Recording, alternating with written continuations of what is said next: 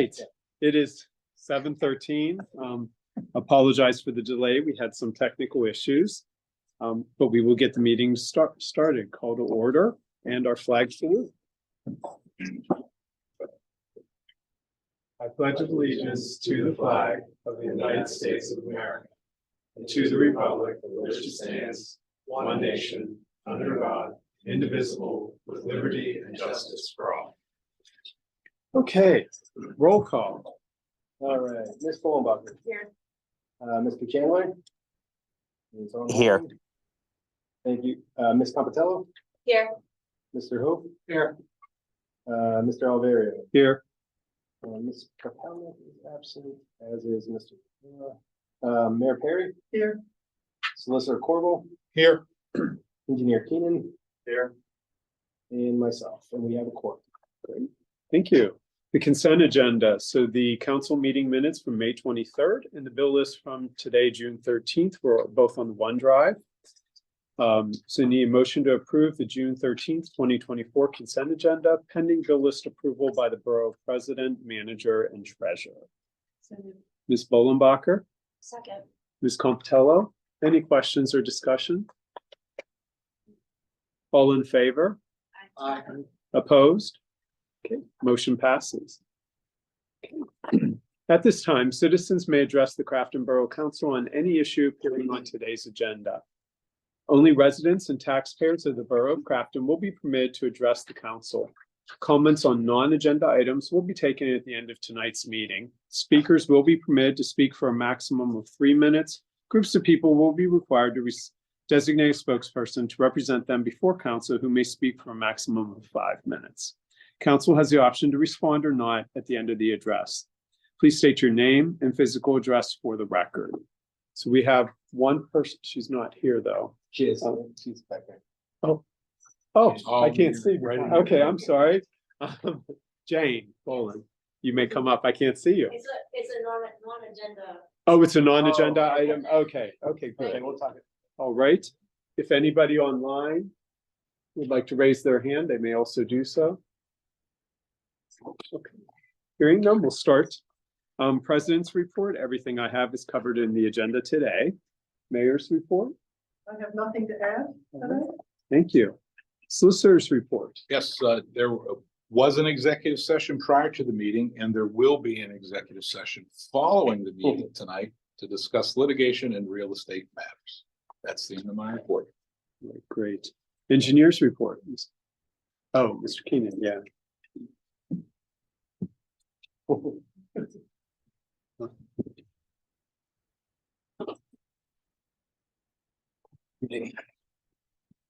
right, good evening, everyone. The first item on the engineer's report is the Broadhead project.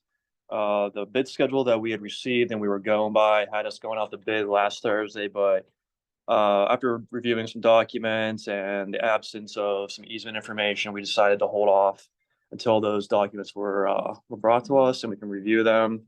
But we plan on going out the bid within the next few weeks, hopefully. So that's the Broadhead project. Next is the stairs project. Right now, Fryer Excavating and Concrete is working on the promenade to Fallon Street steps.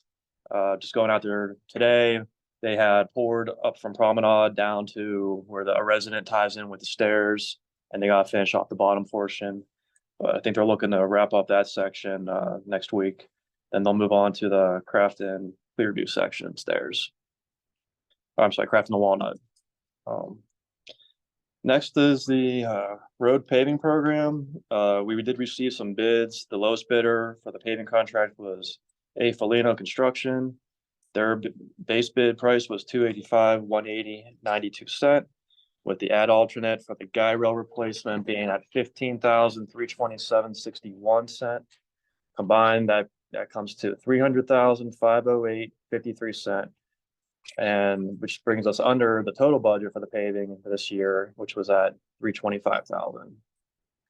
And with that said, I'd like to move to motion to award the contract to the lowest response.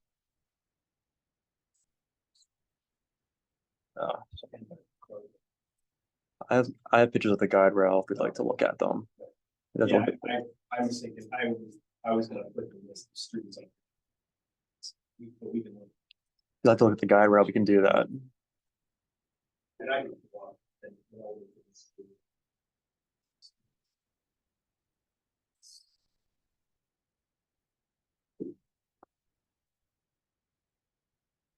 You want to explain where the guide rail is? Sure. So I went out to Promenade and took some pictures of the existing guide rail. And this is, if you look in the top right corner down there is Chartiers Avenue. So if you're coming up from Chartiers, if you go past Fountain, that's when the guide rail begins along the right side of the road. And it comes up along the curb, as you can see here. Old cable stay style guide rail. Some more pictures going through. See the age and the cable. It's no longer uniform going through. It's definitely showing some age. This section here has it all torn up and doesn't really. And since we are having this road paved, this combined, this happens to be the best opportunity to replace this. But And I can give you the list of streets. First is Orchard Street from South Linwood to South Grandview intersection. Second is South Grandview Avenue from Ewing to Woodlawn intersection. Third is Locust Street, that is all of Locust Street. Fourth is Manor Street, that is all of Manor Street between Kingston and Hopper. I think that's not correct. Yeah, I should be talking about. McMunn Avenue from 97 McMunn to 199 McMunn.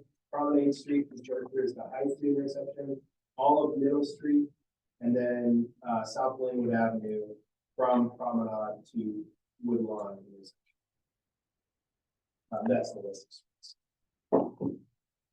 any questions regarding the paving program bid awards? The guardrail, would it be replaced with the same style or would it be a different style of guardrail? We're a different style. It's the style that you typically see along the road highways now. Steel. Yeah, Goes- steel beam, yeah. Yeah, sure. Not cable. And the difference of the combined budget versus the amount that was budgeted for 2024, so we will be under budget on By this? $25,000. And is that an opportunity to balance some previous budget oversights? The $25,000 would be a nice way to recoup the $60,000, like the $57,000 that we were over on the.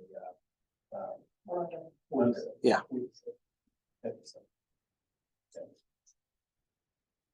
Okay. If there's no other questions, I'd like to move to motion to award the contract to the lowest responsible and responsive bidder, A Folino Construction, for the base bid of $285,180.92 and the add alternate guide rail replacement bid of $15,327. So moved. Mr. Pope, can you say? Mr. Pope. Mr. Hope, Could you- Yeah, just that you want to say it on the recording, it makes it easier for Christmas, so just say Mr. Pope. Mr. Hope motion. Ms. Bollenbacher motion. Or, discussion. Any discussion? All in favor? Aye.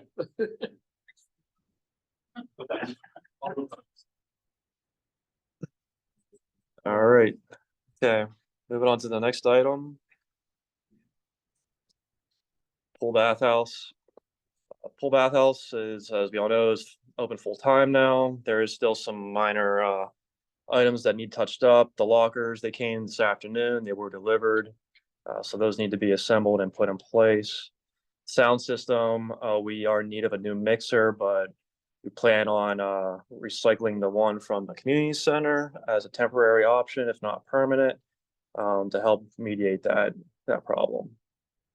Is there any other questions or concerns with the pool bathhouse? I do want to bring up, oh, can you hand the mic, please? I'm gonna.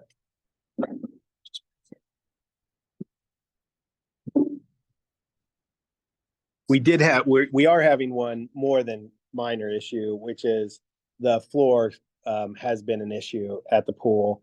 for two reasons. One is it has been chipping and peeling. The contractor has fixed that today. We don't know if it's to satisfaction yet, but it has been fixed today.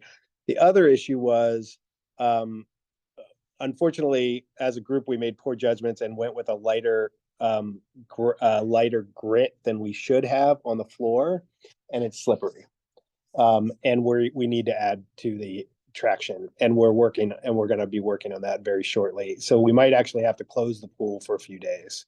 Yeah, and not a great scenario, but there's really no other way to do it. We're just trying to figure out what's the least expensive way to do it, and as quickly as we can.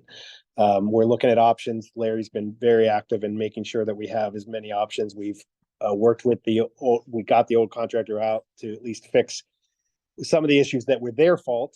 And we're working on figuring out how to deal with the other issue as quickly as possible. So I just wanted to update everyone because we potentially might be closing the pool for several days next week. Would the closure be taking place during the middle of the week and nothing? That's the goal. Use something like rubber, like industrial. Those are far more expensive than you might imagine. We have 2,200 feet to cover, and they were significant. Okay. So we didn't want to do that and then use them for a week. Sure. And because you still need to have the problem, the reason you have to close is you have to sand the whole surface, then you have to paint it again, and you have to let it dry for 24 hours.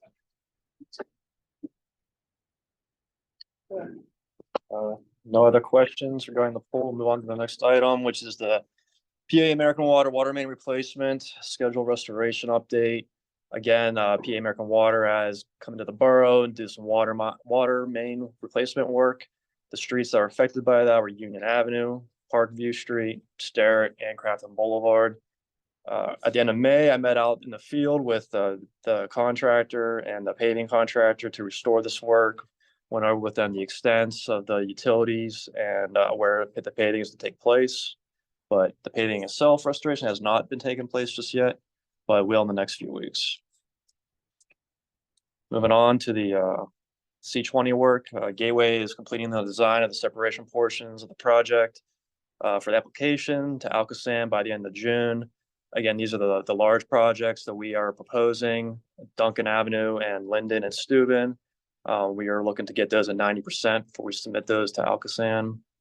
Another thing to note, the smaller green infrastructure projects, we will be having another meeting with Tim Prevost and Alcoasand, hopefully July 1st or 2nd, to go over with him the revisions to the smaller projects. And we want to hopefully get some feedback, see that we satisfied his issues, his questions, and get his verbal okay before we submit for the letter of intent at the end of July. If there's any other questions with that. Okay, move on to the second to last item. The Linden and Steuben signal light improvements. We put this project out to bid.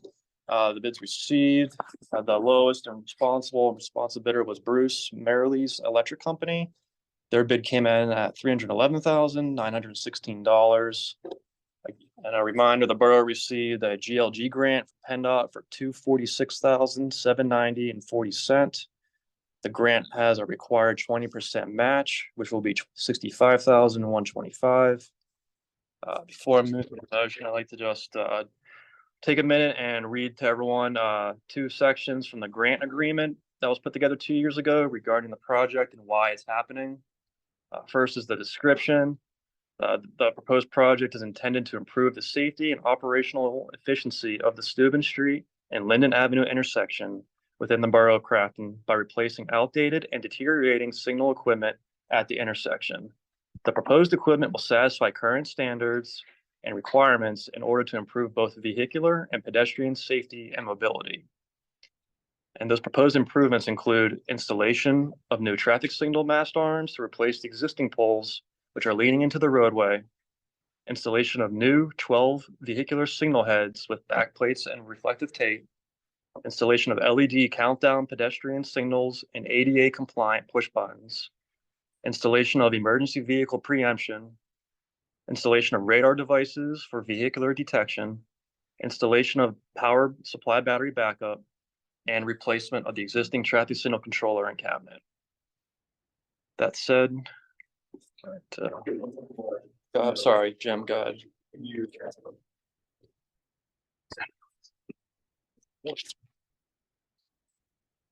One more note to add to this is another mistake in the budget.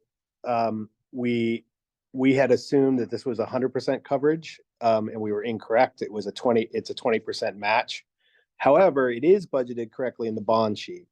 The bond sheet has it as a 20% match.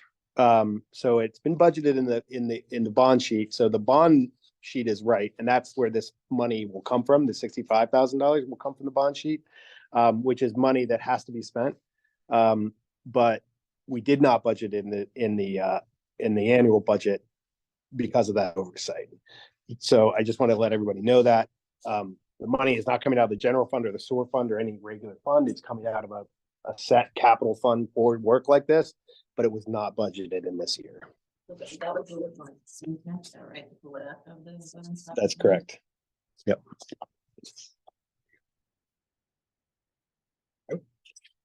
We're doing it.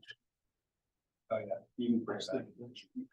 Oh, John will do it. Okay, yeah, there you go. John will do It's okay. All right, so the motion to award the contract to the lowest responsible and responsive bidder, Bruce Marabee Electric Company for $311,916 as recommended by Gateway Engineers. So moved. Ms. Compitello? Ms. Bollenbacher? Any discussion? Just want to reiterate what Jim said, which is that it was listed on the bond fund sheet, but not in the annual budget. Correct. But it will not affect the way the expenditures are taking place. No, It's a clerical error to an extent, correct?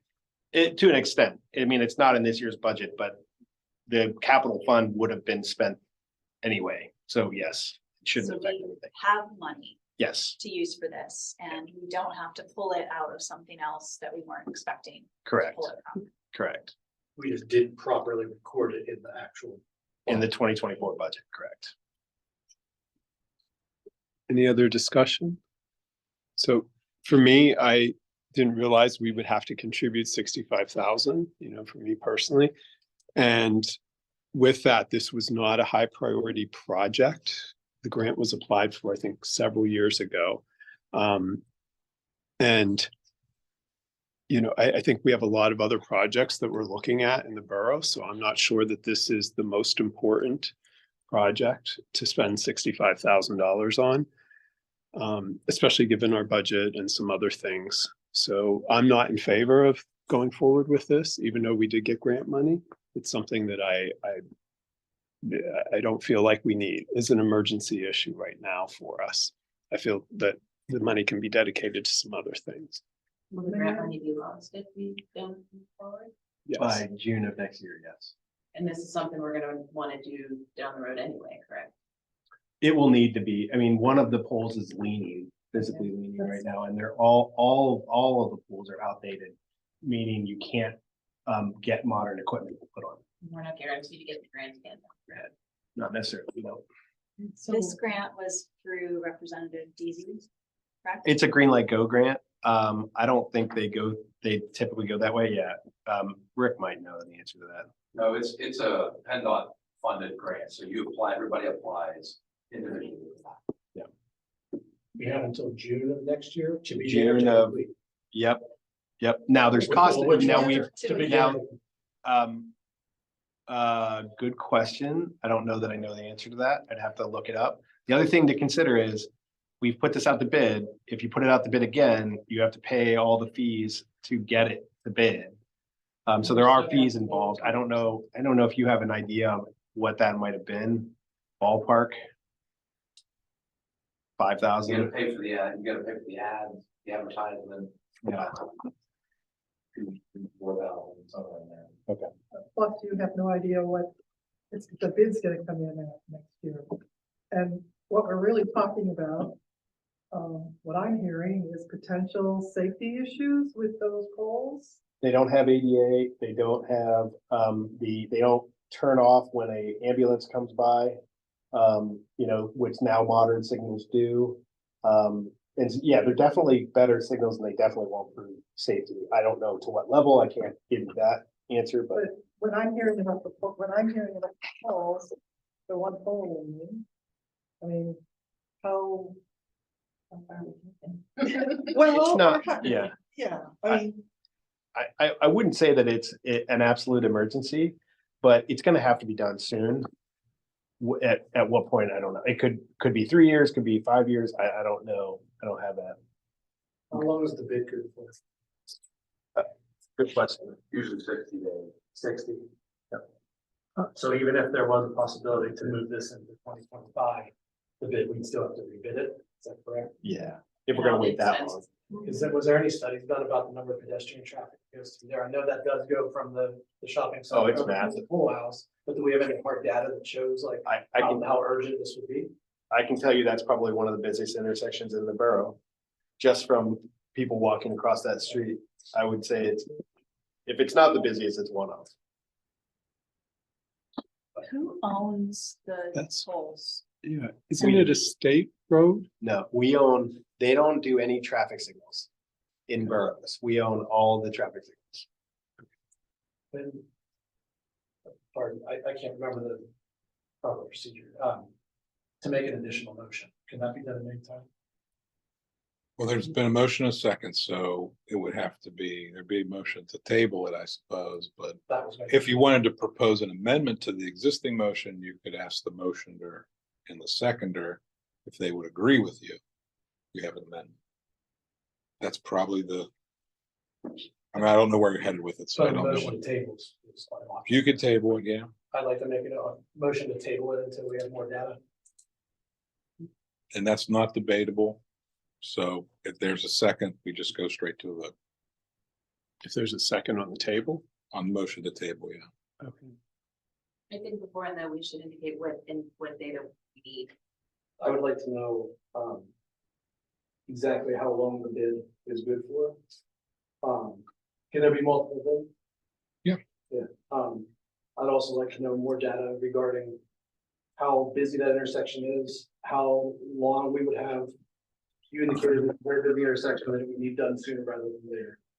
What does that mean? Sooner rather than later, 5 years, is it 3 years, is it 10 years? Some concrete numbers would be helpful to making determination of whether or not we should spend $65,000 and maybe wasn't a budget for right now, and maybe we could revisit this down the road if it's not urgent. That's what I mean.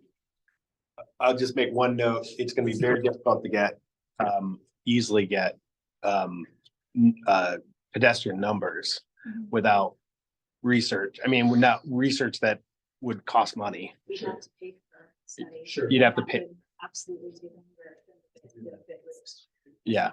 So that's one thing. I mean, and then judging how long is gonna be a really difficult call as well, just on, again, I don't know what data we could collect to even really make that assessment. I don't know if you have any ideas on how you would. Very concerned.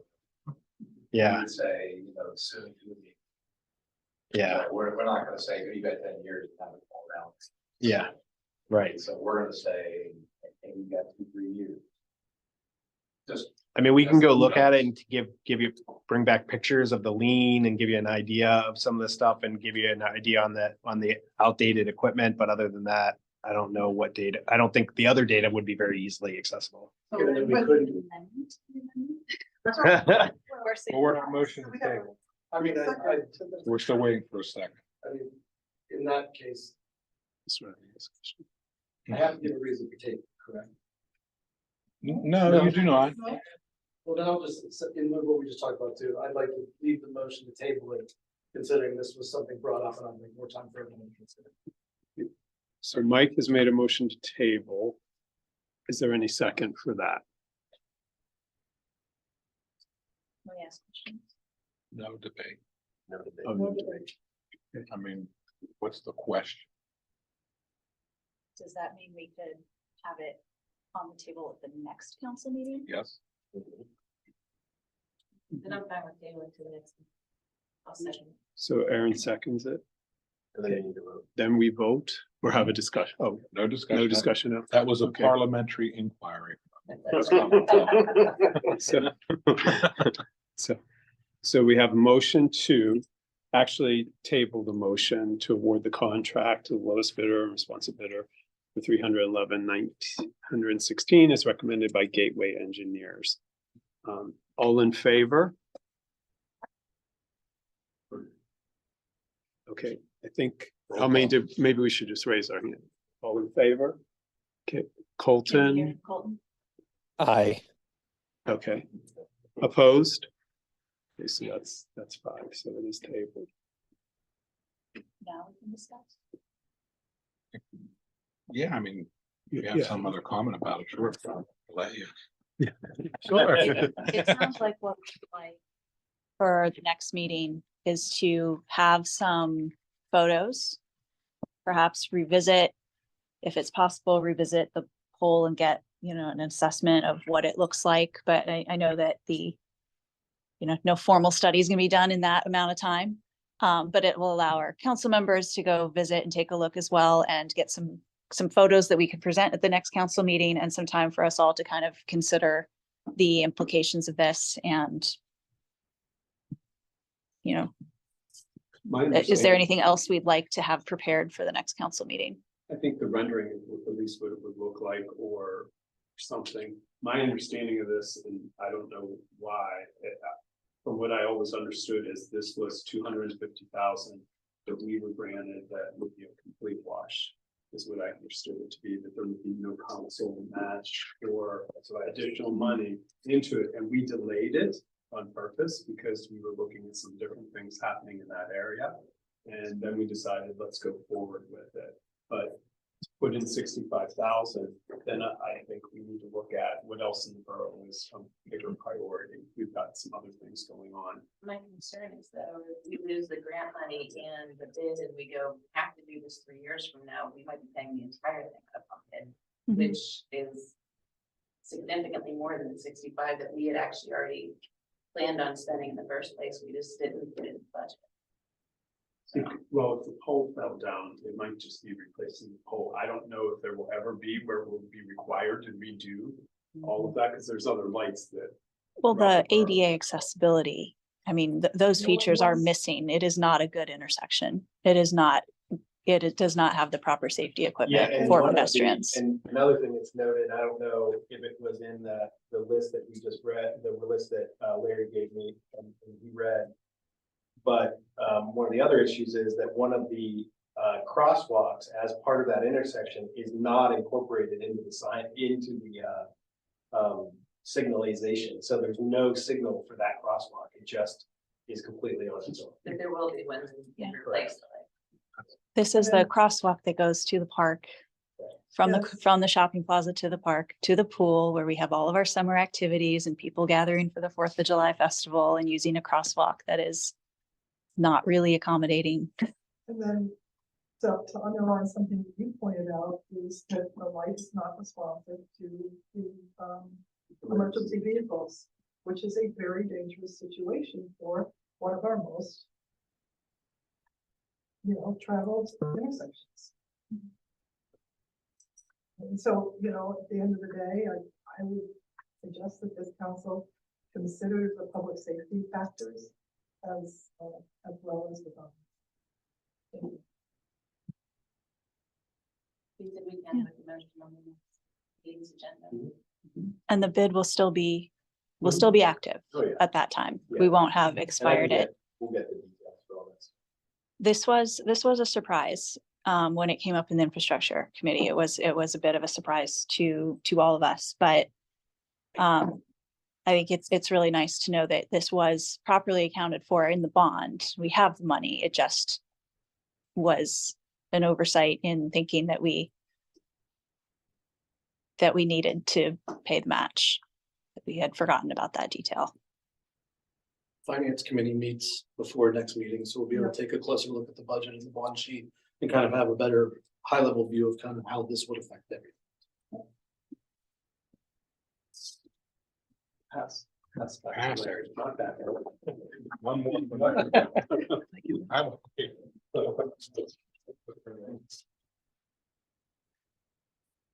Alrighty, thank you. And to the last item on the engineer's report, the EV charging.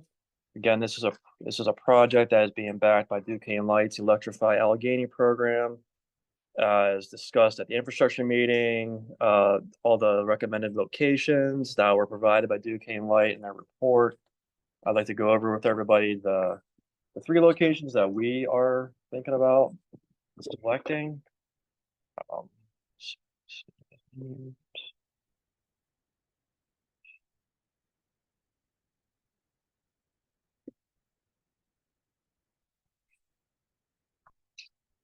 Our first recommended location is the curbside charging on Station Street.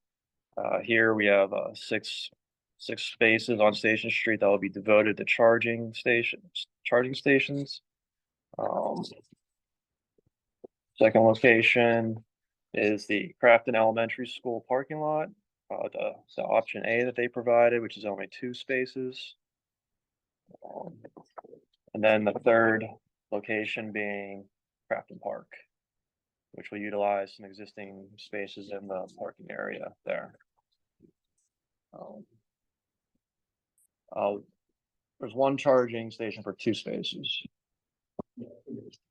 Look, I'll talk about it. We also. Oh, sorry.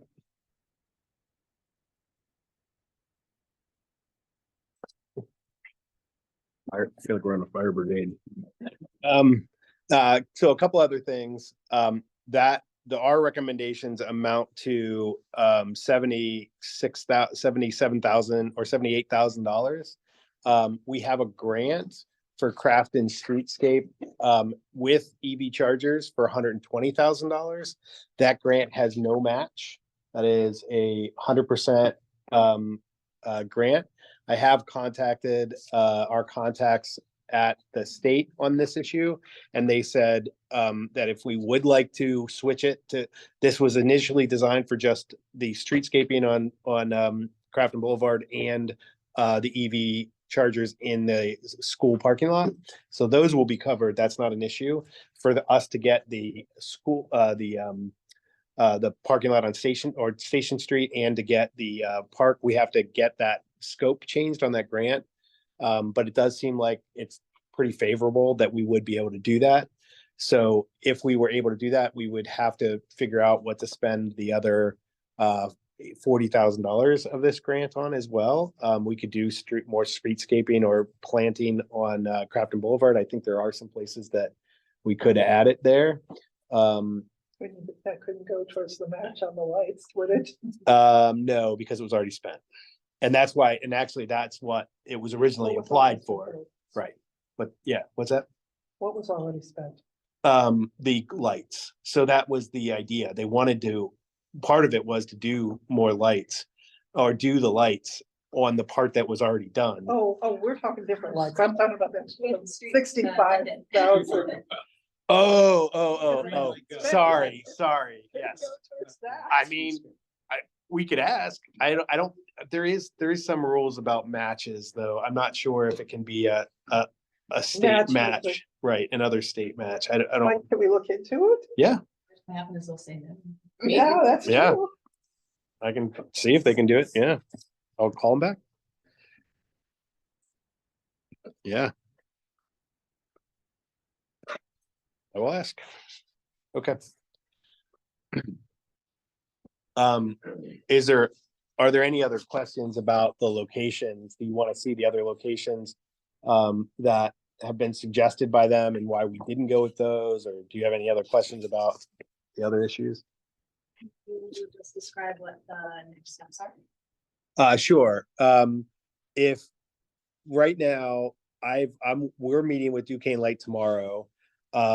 It is our understanding, we basically have to apply for Duquesne Light's program, which ends in their fiscal year at the end of June. So we have to apply for it fairly soon.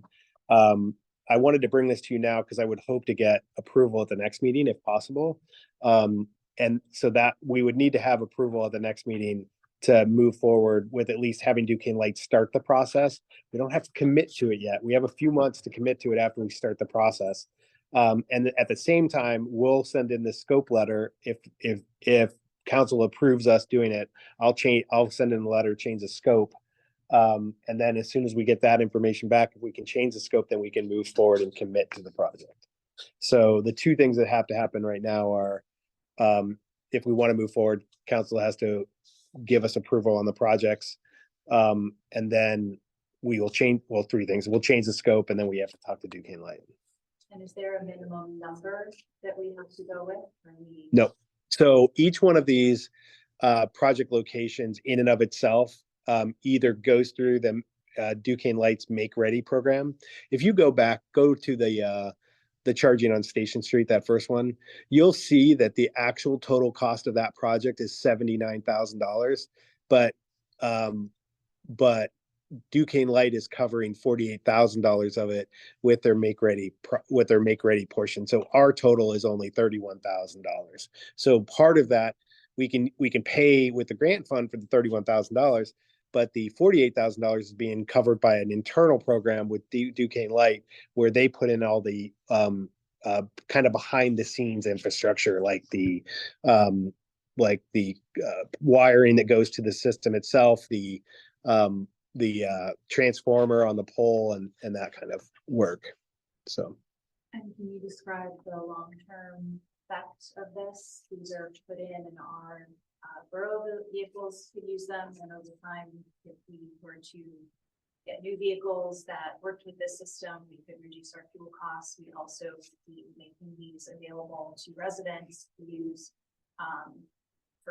and it would be a paid, like you pay gas, you pay for the electricity, so it would be available to residents. Yep, they basically pay for themselves typically, because they draw electricity and you have to pay to fill up your car. We set that pricing, and we can set it in many different ways. And there's lots of different philosophies on that. You can set it low at first to get people to use it, and then raise it lower. You can, if there's times when it's used more often, you can have demand level pricing where it's higher during high peak times and cheaper during off peak times. Most places that install these make their money back and a little bit extra, but nothing to write home about, essentially. But that's typically how they work. And most of these are designed to be kind of long stay chargers, meaning that you're not going to park for an hour and leave. These are in places where you're typically spending a little more time, like parking to commute downtown. And those are pretty slow chargers, with the idea that you're going to be parked for a while. So because we will price something discussed, we don't have to decide yet, and it changed in response to changes in demand, but we have the ability to do things like require that you can only park there if you are charging and enforce that. We have the ability to do things like charge people to stay hooked up after the charging stops so that they can park there for 12 hours. If they stopped charging after 4, they can't just stay connected. Yep. We've explored opportunities like that, and those are all things that are readily available to us if and when we get to that point. correct. All right, I hand it back to there. Yeah, I don't think we shared that. Oh, yeah, we might not have shared it. Yeah. So it's not huge.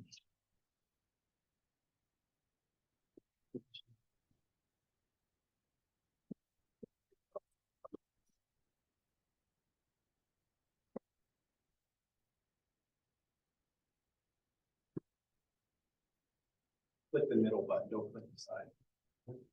No, agree. There you go.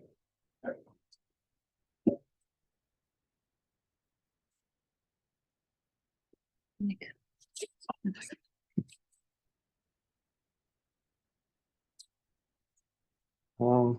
So yeah, again, to recap, the 3 recommended charging stations, Crafton, Station Street locations, and the school parking lot, option A. And then Crafton Park. That said, that concludes the engineer's report. Unless there's any other questions.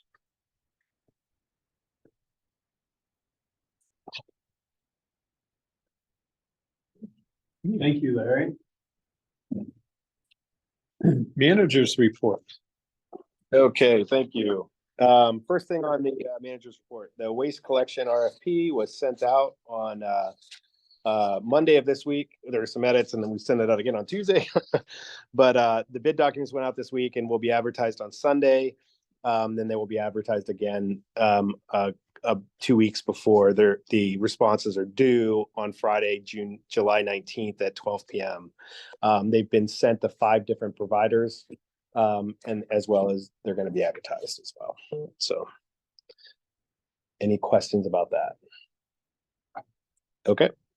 Next thing on the list is seasonal public works hire list. You've had a couple of these now. We've in the past, we've hired 6 people.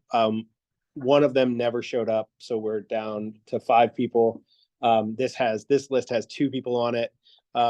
And so it'll bring our total to 7 seasonal employees, which is a good crew. That's typically what you want. So I'd like a motion to approve the 2024 seasonal employment hire list for Crafton Public Works as recommended by the Borough Manager. Second. Ms. Bolenbacher, and second is Ms. Compitello. Discussion. You said we hired 5, we lost 1. We're adding 2. We hired 6 and we lost 1, sorry. 5, 6, 7. Okay. My question, are these in the budget? Yes, in fact, last year we had $46,000 budgeted, or 44, it was $46,000, and we only spent 12. And because we only had 4 last year. So we probably still won't hit budget with this, most likely. Any other discussion? All in favor? Aye. Opposed? Motion passes. Okay. Next item I have is a mutual aid agreement for 2024. This is our mutual police aid agreement that we do through Char West Cog. So I'd like to get a motion to approve the 2024 mutual aid agreement with Char West Cog and the other signatories.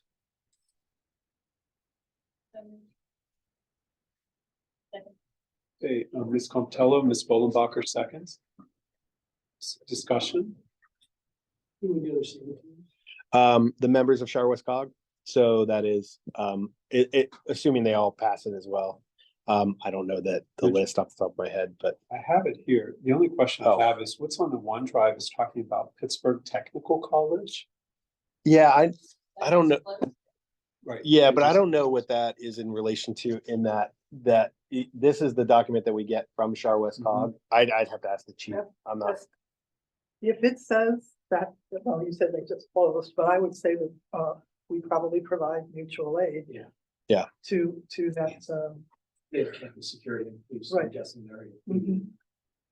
But it's between, it says the amount of political common subdivisions of Pennsylvania and Pittsburgh Technical College. So that's all the municipalities in Char West Cog. Right, and it shows Bridgeville, Carnegie, Collier, Coriopolis, Crafton, Crescent, Finley, Green Tree, Ingram, Kennedy, McKees Rocks, Neville, North Fayette, Robinson, Stowe, Leedsdale, and Pittsburgh Technical College Department. So is this not the mutual aid agreement? No, that's it. No, thank you for bringing that up, because I had forgotten that's what it said. Yeah. And it was unexpected when you read mutual aid agreement for the COG. How is this affected by the fact that BTC is just closed? They are shut down. Yeah. I mean, it's a mutual aid agreement, so it would be if they're not exist. Yeah. Yeah, It means we will not provide aid to them if they're closed, and they will not provide aid to us. Then do we need to do this? yeah, Oh, yeah, for all the rest. because it's for all the rest of them as well. It's not They- providing aid to. It's not just to the school. It's to It's also all of like the- if there's. All of the, Yeah, because they're not. They're the only one that's not. Right, exactly. That's why they were listed out separately. Okay, We're giving it to all I the see. other members. Now of it the makes body. sense. And they will give to us. okay, okay. They're just one of the members. Just call it Pittsburgh They Technical. were one of them. Yeah, they were, right. Yeah.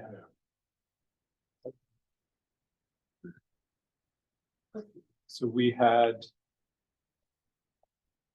Number we didn't. We did. Oh, yeah. We did. Comptroller. Any other discussion? Yeah. Crazy meeting. All in favor? Aye. Opposed? All right. Motion passes. Thank you. And that wraps up my report. Okay, great. Outstanding committee reports, finance, administration, sustainability. Okay, well, we will be meeting before the next council meeting, and it looks like we're going to be examining the budget pretty closely about the potential and the implications of matching that grant. And hopefully have some answers about whether we can use that 40 grand. And that's about it for me, and we'll have more to say next time. Infrastructure and land use. Oh, hello. I'm gonna put- sit down. Not your phone. That's not Oh. my phone. Oh, sorry. Which are we? Same thing. He's His giving me phone his looks- phone.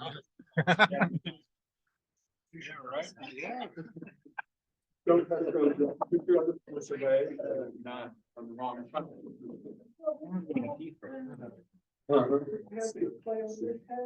Okay, infrastructure and land use, committee report updates. First is the zoning ordinance update. A cleaned up draft has been, a new and updated draft with the last round of edits has been sent to the planning commission and to the steering committee. The planning commission will review the new draft and discuss it on Tuesday, June 25th at their planning commission meeting. The steering committee will meet in early July to discuss final edits. And then we'll continue to have updates. We are trying to finalize this summer. Any questions on that before I go on? The other update is the Safe Streets for All SS4A federal grant. We've had this on the agenda a few times. Crafton is preparing for an August 29th application. We've been gauging interest from neighboring communities.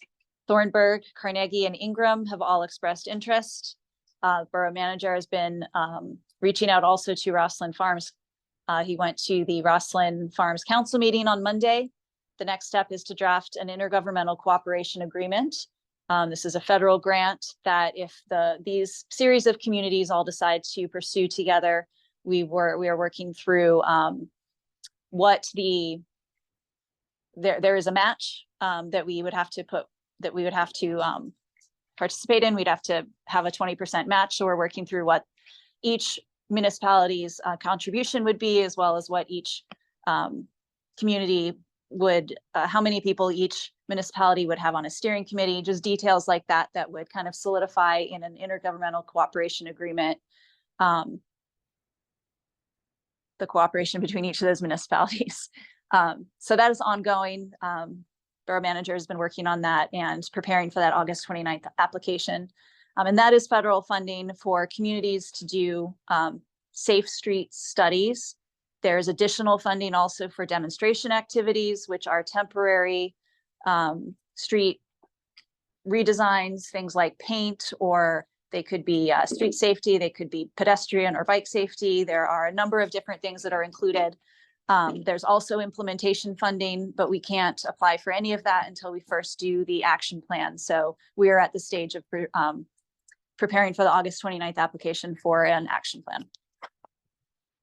That is all for my committee. Great, thank you.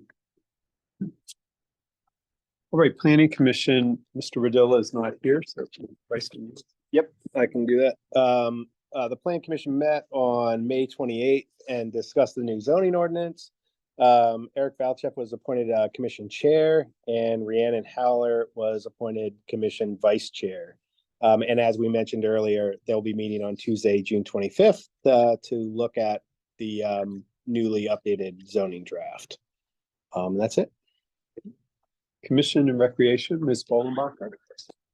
First, I want to thank the rec board, their volunteers, and all the participants for the music festival. Can't say it went off without a hitch, but the hitches that did happen, they handled them beautifully, and the day itself ended up running very nicely. It was a beautiful day, lots of participation, so thank you to everybody.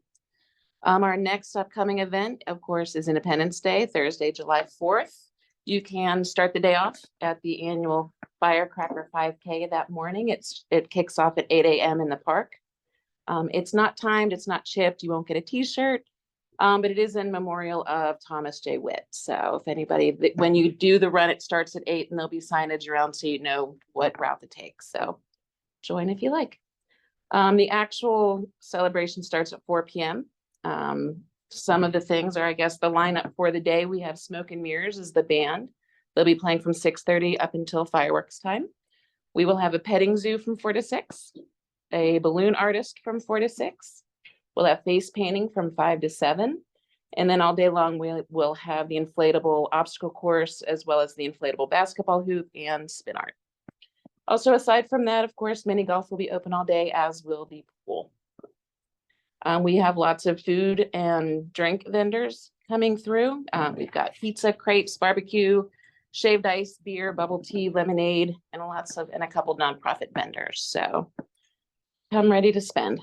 And of course, they're always looking for volunteers. Please, please, please, they need volunteers. So if you're interested, if you can even just put in an hour of your time, just go to Crafton Borough's website and go to the rec board and let them know. They appreciate any time anybody can give. After that, our next event will be the senior dinner, and that'll be Saturday, August 3rd. Doors open at 5. We haven't completed the details yet, so I will provide more of those at the next meeting or as we get closer to the actual dinner. And then, of course, for the rest of the year, we have our Fall Fest on September 28th, Haunted Crafton on October 19th through the 31st with a trunk or treat kickoff.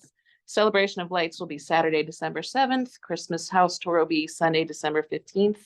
And details for all of those will come as we get closer to those dates. Next up is our logo update. I believe Jim put together a focus group to talk about it. Do you have any? Yeah, you want Sure. So we had a survey out for 2 weeks and we got some good information from that. We did have to eliminate one of the options because someone pointed out some stuff that is inappropriate and which we didn't catch. So one of those has been eliminated. And there was also some really good advice from a few artists who put in information and they suggested doing a focus group as a much better way to collect information on this. Knowing that we're in a rush, we've already scheduled them. We have 2 focus groups happening. We have one with artists from around the region, and we have one with local Crafton artists, and they're both happening next week. And so we should have more information and a better guidance for next steps.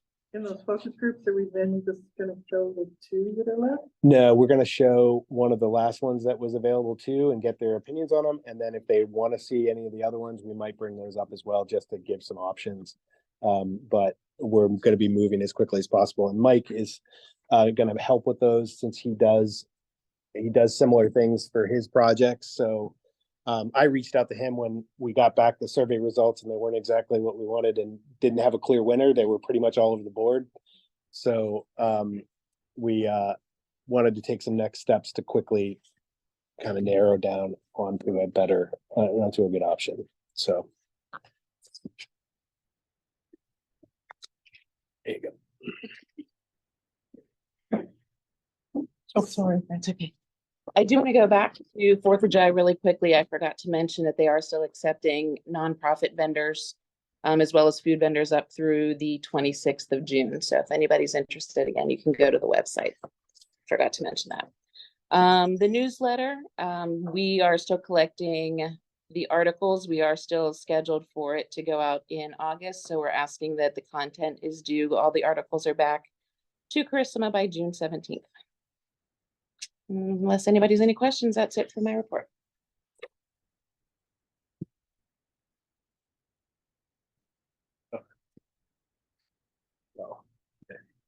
All right, commission vacancy, Ms. Bukownik and Mr. Radilla are both not here. So I'll take this one. Our current openings, we only have one, which is the planning commission. We received 4 applications for this position, so interviews will be happening. I believe when they both get back from vacation, and the committee chair is there too. So that'll be happening over the next few weeks. We do have coming up in a couple weeks now, the civil service opening for July 1st. And then later on this year, rec board and zoning hearing board openings coming up. So the goal right now is again, filling that planning commission seat and also the civil service. Okay. Council of Governments, Ms. Bollenbacher. The next meeting is next Thursday, the 20th at 6:30 in Carnegie.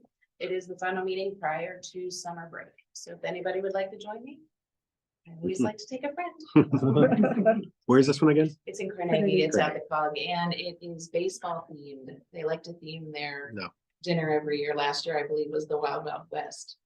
But yeah, if anybody would like to join us. It's at their Borough building, right? Okay. Probably, and popcorn, I don't know, probably, let's see, but they do prizes and stuff at the last meeting, so. I think I can go.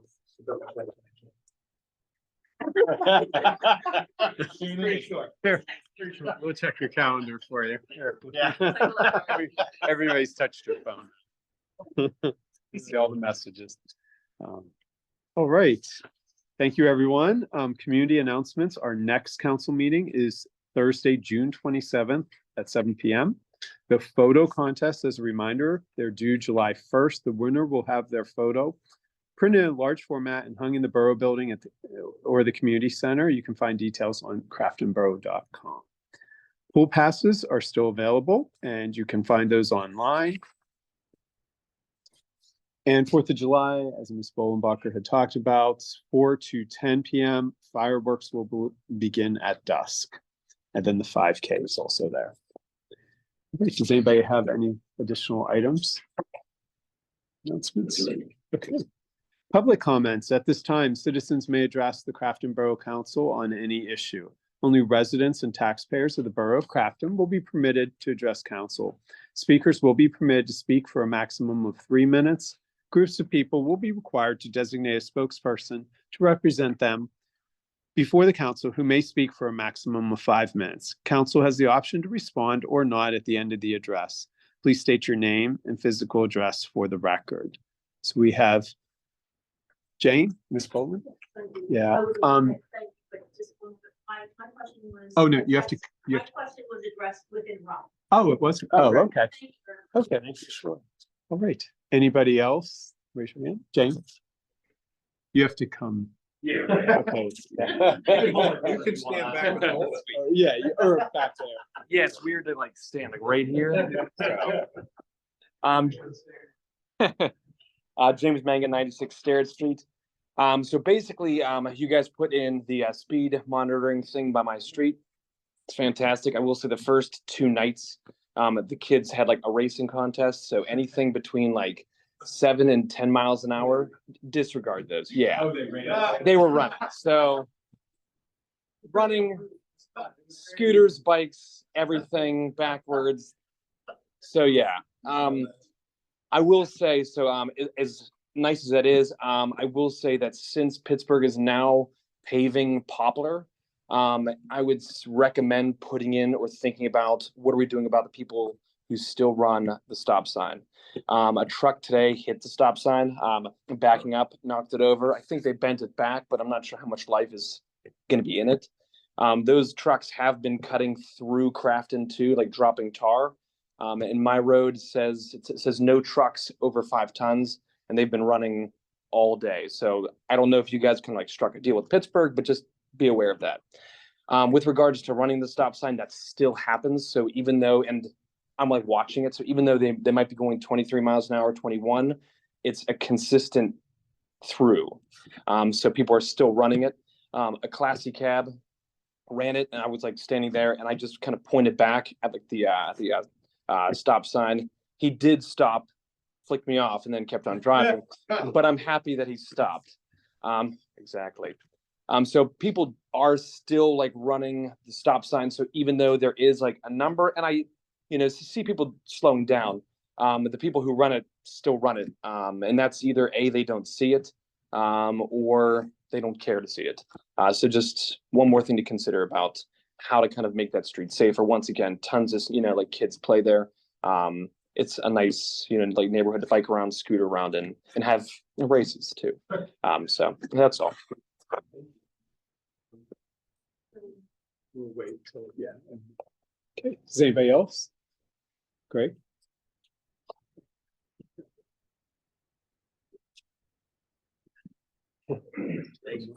Yeah, man. Name. My name's Greg Wozniak. I'm at 1773 Borough Avenue. I only have a couple comments from tonight's meeting. One is the rec board, kudos to them. I think they're doing a great job at doing events in the borough and putting us on a map, and people coming from all over to go to these events. So I just want to give kudos to that. I was also wondering that with the pool, was the flooring spec by the architect? And if it was a bad spec, is that on the architect for fixing the floor, or is that our expense? Just a comment, whether if it's a bad spec, it might be his responsibility, not our responsibility as far as money. What else I have here? Also, all the street repairs that are being done. Jim read off the list of streets, but is there, I looked on the list. I don't know if I see a list of streets and what a brief description of what's going to happen and what the final product's going to be, whether it's a brick street going to asphalt, whether or what else, what the scope of the work for each street is. But I don't know if I didn't see that online anywhere. You did read the names off, but so, also, it's nice to see more discussion between you guys. I see that more and more happening in the meetings. That helps the community to know what's going on because you guys are starting to discuss things. And I was just wondering if some of these projects, is there a brief cost benefit analysis done that you guys all can share to have an idea like, okay, it's going to cost this much and this is the benefit, kind of things that seem to be beneficial for any type of a project. So anyway, just those are my comments. So thank you. Next. Anybody else? I can't see anybody behind. Okay, anybody online, please raise your hand. It's Mike and Colton and somebody else. All right. Okay. If anybody wants to respond, we may do so. If you have any. Yeah. Sure. First of all, for James's comment, you're in an awkward situation being right there on the border of Pittsburgh, and we appreciate that you keep coming and saying these things because we do follow up on it. And for what happens on the Pittsburgh side, though, I just want to also emphasize, please feel free to keep telling the borough, and I know Jim has been reporting it, but you can also report that. Not the easiest answer for you, but we don't have the ability to enforce what's in Pittsburgh. The more that complaints are submitted through Pittsburgh's 311 system, that puts more pressure on them to do something about it. So there's no harm in reporting every time you see something and feel like picking up the phone. There's also a new tool that they've put out, which I will look into and see if it qualifies here, but there's a new tool where you can report to the city of Pittsburgh also when there's a near accident on the city side. So I'll look into that for you. And then for the street calming beyond the monitors that we put up, speed monitors that we put up, we are still talking about that. There's been a lot of other things going on that are kind of priorities in the pool opening and such, but that is still on the radar and that's still in discussion. We're still looking to see what else we can do. And then Greg, you had a lot of comments, so I'm not going to say that I remember them all, and Jim may have tracked them better, but I do want to respond to the road paving comment. That one certainly jumped out. Our road paving program is all asphalt streets, so there are no brick streets impacted by that. I can say, yeah. A few things. James, for your comments. One thing that I have made a couple 311 calls myself. I don't know, I haven't been up there in 2 days, so I don't know if they've done the cutbacks on the ahead of that's what I've made calls, because there's bushes. They haven't done any cutbacks, or at least in the area. So we made 311 calls on that. That sensor should also show us if people are running the stop sign, because it shows average speed and it'll show if they drop to 0 or not. Yes, sensor starts well before the stop sign. Yeah. Yeah. Yeah. So we have to keep it. So we are, so we will have good data about how many people are running it and whatnot. I forget when we talked last time, if they run the stop sign in the city and run into Crafton, are our officers able to, Mutually agreement. Yes, we do. okay, We do. okay. So we can also ask the chief to, yeah. I'll reiterate that. Okay. And I think I was just gonna comment on the paving. As far as the specs on the pool house go, well, we're still figuring that out. So. All right. With that, meeting is adjourned. Thank you, everyone. We do have an executive session after the meeting, so we'll be going there. Thanks.